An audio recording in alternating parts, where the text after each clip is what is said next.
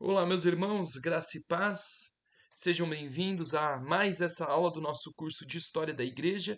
E hoje eu quero convidar você para vir fazer comigo uma recapitulação e, ao mesmo tempo, ressaltar algo que é central para nós como presbiterianos, né? Algo que tem a ver com a nossa identidade enquanto IPB. Porque, para aqueles que não sabem, né? Nós falamos, né, em aulas anteriores aí sobre a história do presbiterianismo, Covenants, presbiterianismo escocês, e uma coisa que nós deixamos muito claro, né, é que existe uma diferença muito grande entre o presbiterianismo de origem e o presbiterianismo que nós professamos hoje. A IPB, por exemplo, não adota os padrões de Westminster de forma completa, né? A reunião, a Assembleia de Westminster produziu alguns documentos, dentre eles, né, os catecismos e a confissão. Nós adotamos apenas o catecismo e a confissão. Existem muitos outros documentos que nós não adotamos, e além disso, aquilo que nós adotamos são catecismos e confissões que têm certas alterações, adaptações para os nossos dias de hoje, de acordo com aquilo que nós cremos hoje, né, século XXI, que muito diferente daquela época, nós não defendemos a questão da união da igreja com o Estado. E isso por si só é uma diferença brutal que nos separa hoje, né, como presbiterianos, daqueles nossos irmãos presbiterianos lá da Escócia, século XVI, XVII, da origem do presbiterianismo.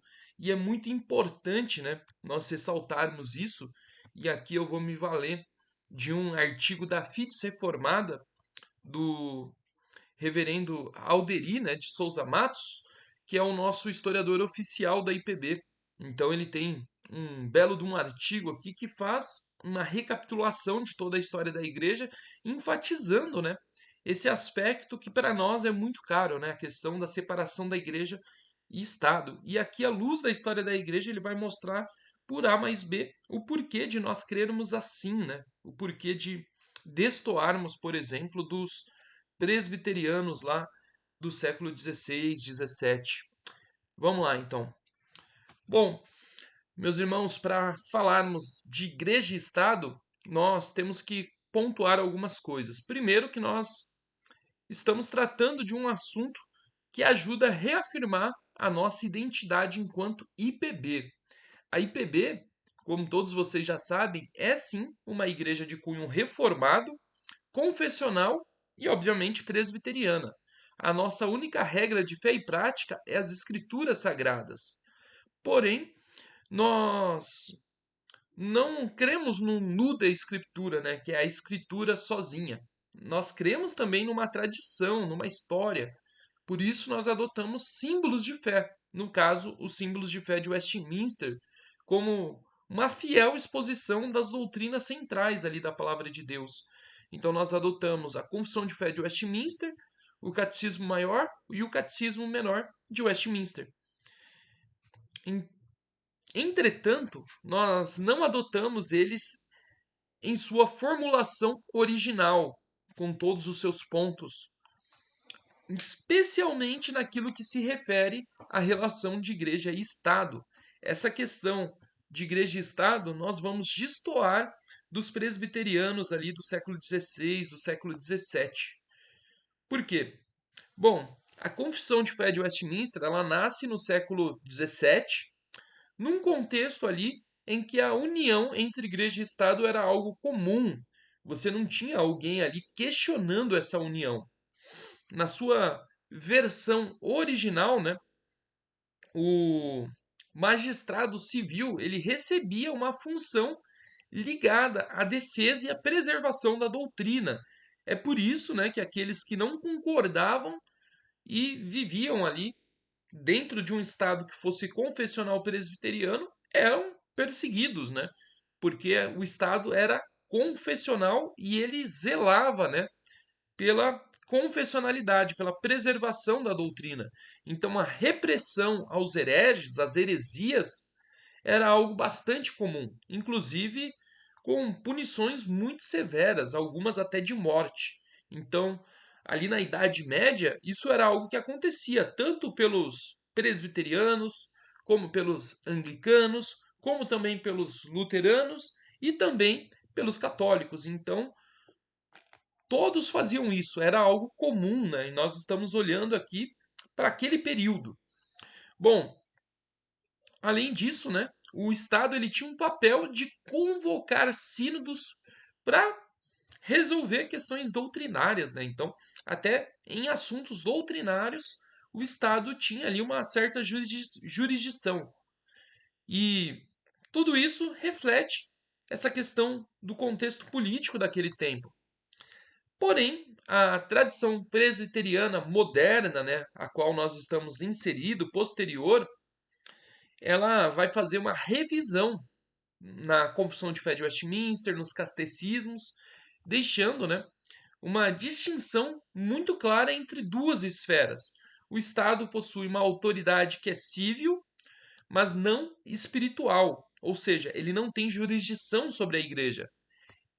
E ele não pode, né, falar sobre questão de pregação, de ensino, doutrina, não pode falar sobre questão de sacramento, ele não exerce aquela autoridade que nós vemos no catolicismo romano, né, que é a questão das chaves do reino, né, que o Estado ali, no caso, possui, através da figura do Papa, né? Isso não existe no presbiterianismo ali moderno, existe uma distinção muito clara entre igreja e Estado, o que nos distancia ainda mais do catolicismo, né? Aqui nós vamos ver essa questão de união de igreja e Estado que os presbiterianos defendiam lá na origem, como ainda sendo um resquício do catolicismo romano. Por isso, nós não adotamos a confissão de fé original neste ponto. Nós não abandonamos, né, a herança reformada. Nós somos reformados, fazemos parte, né, dessa tradição, mas afirmamos que a igreja pertence a Cristo e que a sua autoridade ela não vem do Estado, mas ela vem do próprio Jesus Cristo, né, que reina soberano, que é o rei da igreja. Então é aquilo que eu já tratei em aulas anteriores, né? Muitos pensam que o governo da igreja presbiteriana é democrático, né? Porque tem a questão de concílio, presbitério, mas na verdade o governo da igreja presbiteriana, né, sempre foi monárquico, porque tem Cristo como cabeça e as escrituras ali como nossa única regra de fé e prática. Então, isso é algo que precisa ser pontuado, né? E para entendermos, né, melhor como isso funciona, como que é esse nosso posicionamento, né? Nós vamos fazer uma recapitulação aqui, breve, né, de toda a história da igreja para mostrar o porquê dessa nossa identidade, né, o porquê disso ser tão caro para nós. Bom, nos tempos antigos, a questão religiosa e a questão política caminhavam juntas. Era assim com Israel, né? Nós vemos ali no Antigo Testamento que Deus era reconhecido como o rei do povo. Então, a união de igreja e Estado ali era muito clara. Na Grécia Antiga, na Roma Antiga, a religião ela também servia como uma identidade pública para as cidades e também para o império, ali no caso de Roma. E Roma, né, chega a fazer ali o chamado culto ao imperador. Então, dentro desse contexto, aqui nós vemos no início da igreja que a recusa, né, dos cristãos de adorar o imperador, ali no contexto do Império Romano, passou a ser vista como uma ameaça, né, à esfera política. Então o império ele vai perseguir a igreja. E o cristianismo ele vai surgir dentro desse contexto de perseguição. E Jesus ele nos ensina, né, como lidar com essa questão das duas esferas, a esfera da igreja e a esfera do Estado. Jesus ele ensinou: dai a César o que é de César, dai a Deus o que é de Deus, né? Ele vai dizer que o César, o Estado, ele tem o seu lugar, mas Deus é aquele que nós temos a nossa lealdade última, É aquilo que o apóstolo Pedro vai dizer. Importa obedecer a Deus antes do que os homens. Então, antes de tudo, nós somos fiéis a Jesus, o nosso Rei Supremo. E todo o Novo Testamento ali vai orientar todo e qualquer cristão a respeitar as autoridades civis. É só ver ali Romanos 13, né? Então, manda a gente orar pelos governantes, pagar os nossos impostos, viver de modo pacífico e irrepreensível, né, diante do Estado. Porém, quando essa autoridade humana ela ultrapassa a sua esfera e adentra a esfera religiosa, nos levando a desobedecer a Deus, contrariando aquilo que Deus nos manda fazer, aí nós devemos obediência a Deus e não à autoridade humana. Então, a resposta do cristianismo, né, a essa questão do Estado intervindo na vida da igreja é uma só. Antes importa obedecer a Deus do que aos homens. É a mesma resposta do apóstolo Pedro. Bom, lá nos primeiros séculos da igreja, ela sofreu inúmeras perseguições. Os cristãos eram os melhores cidadãos do império. Isso segundo um dos grandes apologistas, né, pais da igreja ali da época. Então, os cristãos, eles eram bons cidadãos. Eles obedeciam às leis, eles viviam pacificamente, obedecendo todas aquelas orientações que nós falamos no Novo Testamento, mas eles não adoravam o imperador.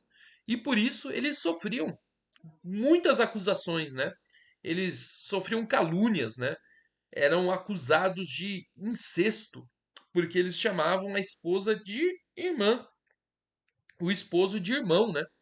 A mãe de irmã. Então, eles falavam: olha só que coisa horrível, eles se casam com as próprias irmãs. Então, tinha uma série de acusações falsas, né, em torno do cristianismo nessa época. A questão, por exemplo, da ceia do Senhor. No momento da ceia, eles se separavam ali para um local para fazer uma refeição mesmo, assentar na mesa e fazer uma grande refeição. E ali eles se separavam das pessoas que não eram convertidas, não eram batizadas. Então, se tinha alguém ali no meio deles visitando, eles não tinham acesso a essa mesa. E nesse momento eles diziam, né, que eles iam comer o corpo e o sangue de Cristo. Então, o que que essas pessoas diziam? Olha lá, eles são canibais. Então, uma série de acusações falsas eram levantadas contra os cristãos nessa época, muito embora eles fossem os melhores cidadãos que existiam no Império. Mas eles sofrem essas falsas acusações, são levados a prisões, são martirizados, são mortos. Aí Tertuliano, né, o grande apologista, vai dizer que o sangue dos mártires é semente. E aí o tempo passa, com Constantino, lá no século IV, a situação muda. A igreja passou de perseguida a favorecida pelo império. Constantino, ele está ali num conflito, ele é aclamado, né, pelos seus soldados como imperador, porém, ali nós temos um parente dele que já era imperador, Magêncio. E aí, na Batalha da Ponte Milvia, né, ele tem uma visão celestial onde ele vê ali um símbolo de Jesus, ali com as iniciais de Jesus ali e tal, e ele manda fazer aquele sinal em todas as armas, em todos os escudos, nas roupas dos seus soldados, e sob aquele sinal ele vence ali Magêncio e toma o poder de todo o Império Romano. Então, Constantino, né, após vencer essa grande batalha sob esse sinal de Jesus, ele vai aclamar ali o cristianismo como sendo a sua religião oficial. Não é a religião oficial do império ainda, mas agora a igreja ela para de ser perseguida e passa a ser favorecida pelo império. E essa liberdade ela vai trazer alguns benefícios, óbvio. As posses que tinham sido tomadas durante as perseguições, confiscadas pelo império, agora elas são devolvidas. Mas, muito embora tenha todos esses benefícios, né?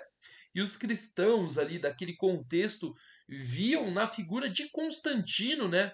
Um agente de Deus que ia levar o cristianismo ao mundo todo, ao império todo, e o cristianismo então ia dominar o mundo. Muito embora tinham esses benefícios aí, né? Isso trouxe muitos riscos, né? Nós vemos aqui agora o poder do Estado, o poder civil, interferindo nas questões internas da igreja.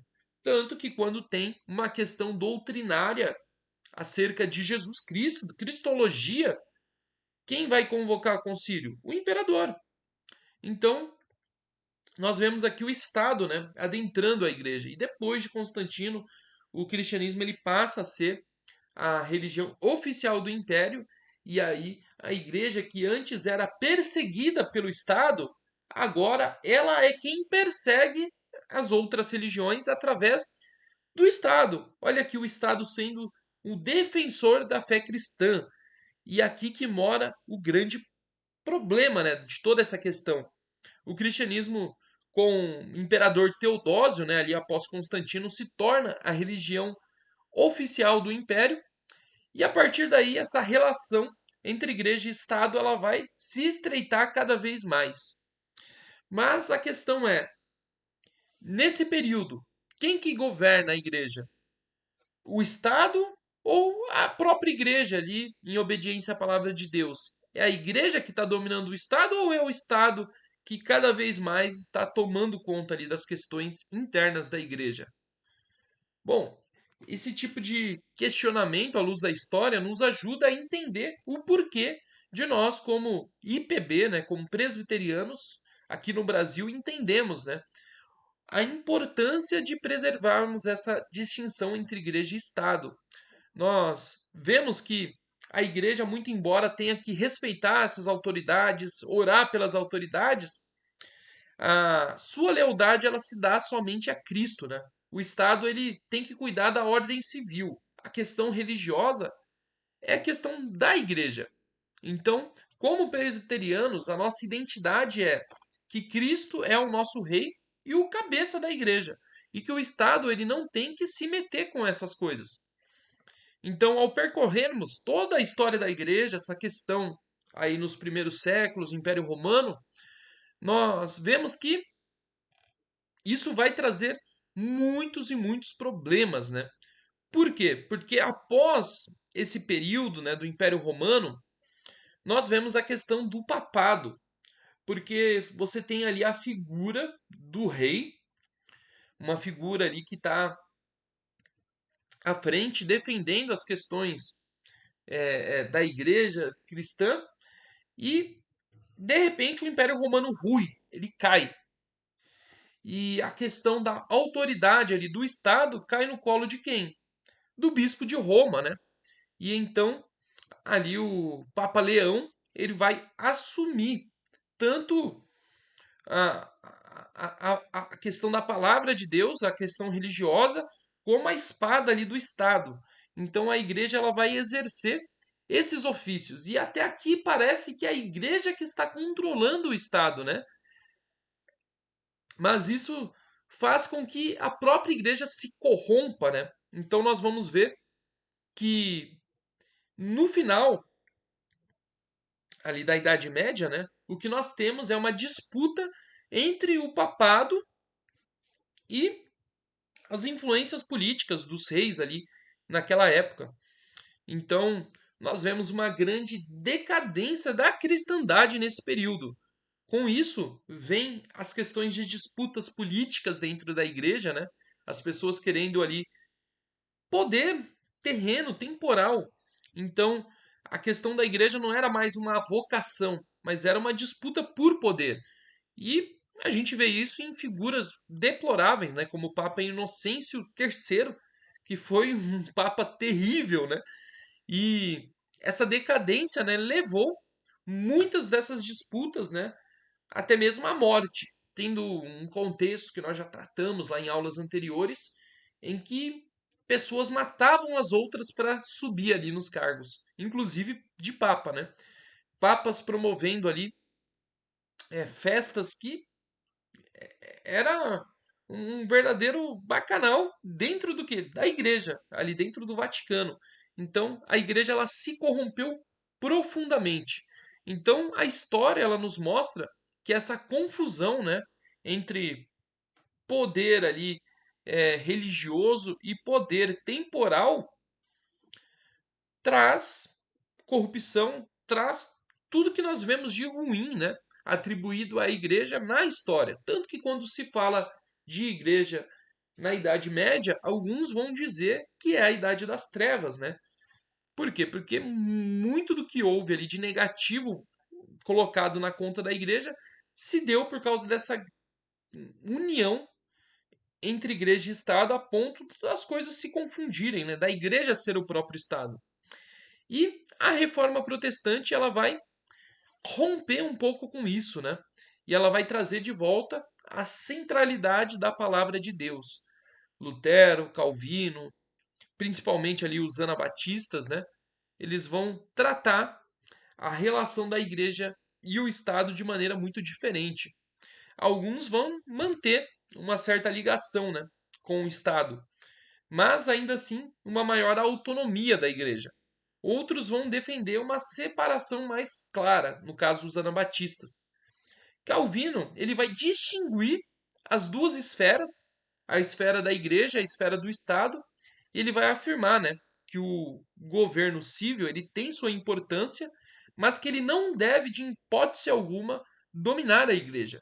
Tanto que no livro Calvinismo, do Abraham Kuyper, ele vai dizer que para Calvino, né, o preferível seria ali com que o, os governantes, né, eles não fossem ali aqueles que iriam mandar na igreja, né? O preferível fosse que houvesse ali uma certa separação. Mas nós vemos que a própria estrutura ali de Genebra, né, que tinha a questão ali do Estado influenciando na questão religiosa, né, fez com que Calvino ali em vida nunca conseguisse chegar ao estado ideal, né? Então, ele tinha ali ainda uma ligação com o Estado, mas ele defendia uma autonomia da igreja, preservando, né, essa questão da autoridade ali das escrituras, né, como sendo algo exclusivo da igreja e não do Estado. E passando, né, esse período da Reforma Protestante, nós vemos nos Estados Unidos, especialmente, né, as ideias das liberdades, né? Aquela ideia de liberalismo político, onde as liberdades individuais, né, eram prezadas ali, a questão da igreja e do Estado separado foi fundamental para a formação ali dos cristãos nos Estados Unidos. É o chamado período de denominacionalismo, porque as denominações elas foram surgindo e elas foram tendo autonomia ali para professarem a sua fé e o Estado ele não intervia nem por uma nem por outra. O Estado ele mantinha todas elas ali e ele não controlava a consciência das pessoas. As pessoas ali, por sua livre consciência, escolhiam qual seria a sua profissão de fé. Então, essa questão da liberdade religiosa passou a ser vista como um meio de proteger, né, a própria igreja. E olha só que irônico, né? Antes, o que era visto como o protetor da verdadeira doutrina, o protetor da confessionalidade, o protetor do cristianismo? O Estado. Agora, a questão da liberdade individual é que era visto aqui, nesse contexto já mais moderno, como sendo aquele que protegeria de fato, né, a verdadeira doutrina. Por quê? Porque eles viveram na Inglaterra. E na Inglaterra houve disputas acirradíssimas acerca de catolicismo, protestantismo, anglicanismo, presbiterianismo. Então, eles viram que isso só trazia perseguição. Uma hora os presbiterianos podiam estar no poder, mas depois os anglicanos iam lá e tomavam. Depois a questão da influência católica ali muito forte, então eles viam que isso dava problema. Então eles trazem essa ideia de liberdade religiosa como uma forma de preservar a igreja de perseguições, e isso funciona muito bem. E no Brasil, essa questão também foi fundamental, porque durante o período colonial e imperial, a Igreja Católica ela estava ligada ao Estado. Nós vimos nas aulas de história da Igreja anterior que tinha a questão do padroado, que é uma liberdade que a Igreja Católica concedeu para o Império Português de escolher quem seriam os bispos, quem seriam os padres. Então, meio que o governo da igreja ali estava associado à monarquia portuguesa. Eram eles quem escolhiam as lideranças da igreja. Então, o governo ele construía igrejas, escolhiam ali quem seriam os bispos nomeados, os padres nomeados, sustentava financeiramente o clero, era o Estado quem recolhia os dízimos e controlava todas as questões eclesiásticas. Então, na prática, a igreja funcionava como sendo uma parte da estrutura do próprio Estado brasileiro, e no caso aqui, ainda colônia, né? Então, somente com a República, a partir do ano 1890, com a Constituição de 1891, que houve aqui uma separação formal entre igreja e Estado no Brasil, com plena liberdade de culto, casamento civil e um reconhecimento legal dos protestantes. E isso é importante de ser colocado porque o protestantismo ele chega aqui no Brasil ainda no século XVI e ele é fortemente reprimido, né? Os missionários que Calvino manda aqui para o Brasil, como nós vimos em aulas anteriores, eles são mortos, eles são assassinados ali na Baía de Guanabara e o único que foge, depois ele é pego pelos jesuítas e ele é estrangulado ali pelo próprio José de Anchieta, né? Que é o primeiro santo canonizado aqui no Brasil, né? O primeiro santo brasileiro a ser canonizado pela Igreja Católica. Ele assassinou aí friamente, né? Um desses missionários que Calvino enviou, né? O único que escapou ali da tragédia da Baía de Guanabara. Pois bem, nós vemos que esse contexto dificultou, né, o trabalho dos missionários.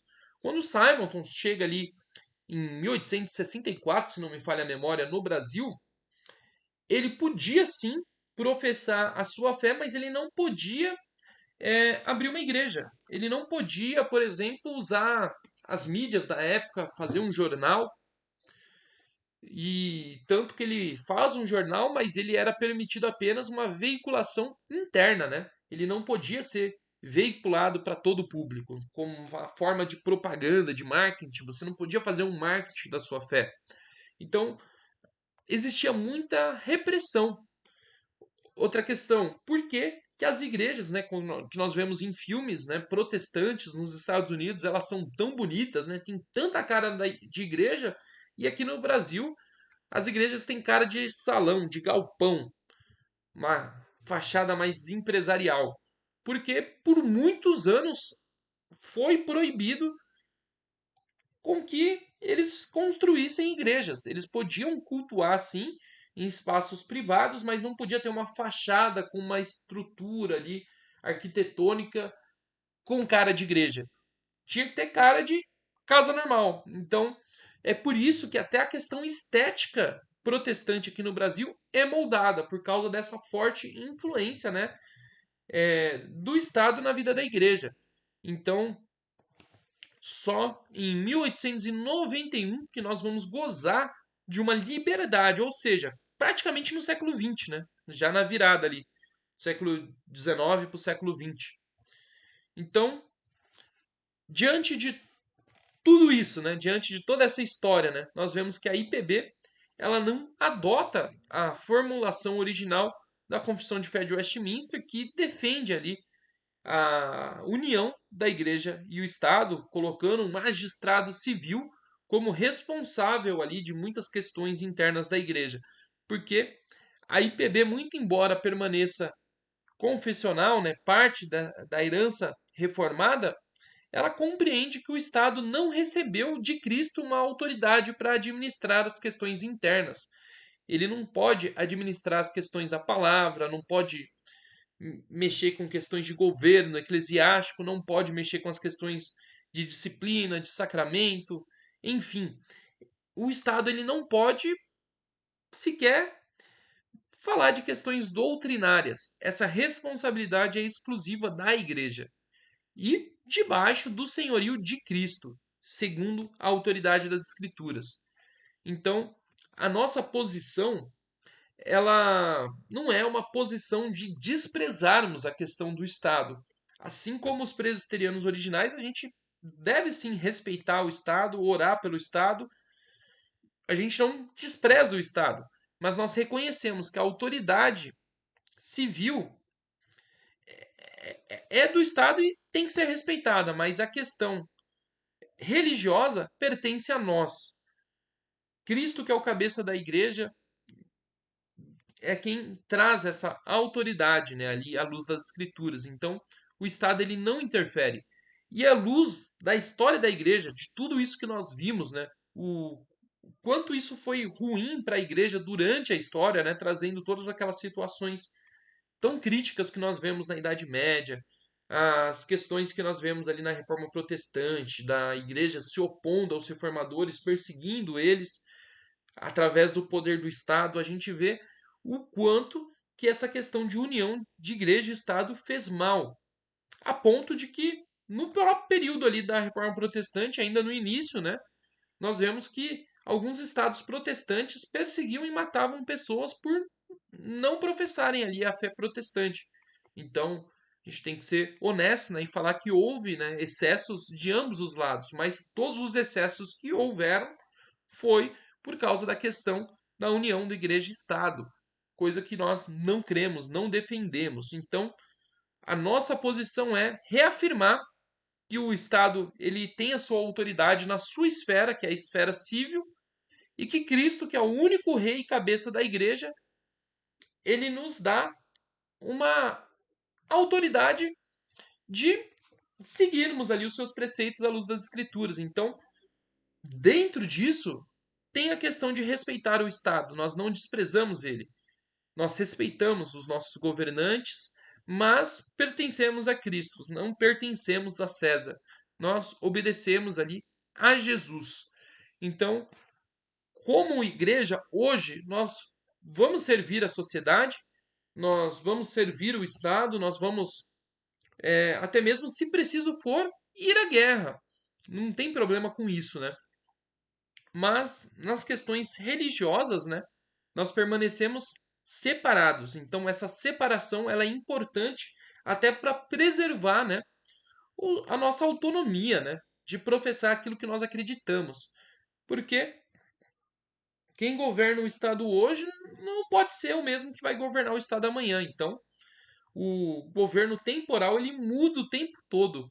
E o que nós devemos fazer como igreja é orarmos por um Estado que seja justo, né? Um Estado que, de fato, defenda as liberdades e que nos dê, né, o direito de expressarmos a nossa fé. Até que o Senhor venha e aí sim se estabeleça, né, um Estado ali que seja cristão, com o próprio Cristo em pessoa nos governando ali, fisicamente falando. Então isso ainda vai acontecer, mas hoje não é isso que nós buscamos, né? Nós estamos aqui como forasteiros em terras distantes. O nosso reino não é deste mundo. Então nós não devemos buscar transformar o reino deste mundo no reino de Deus, né?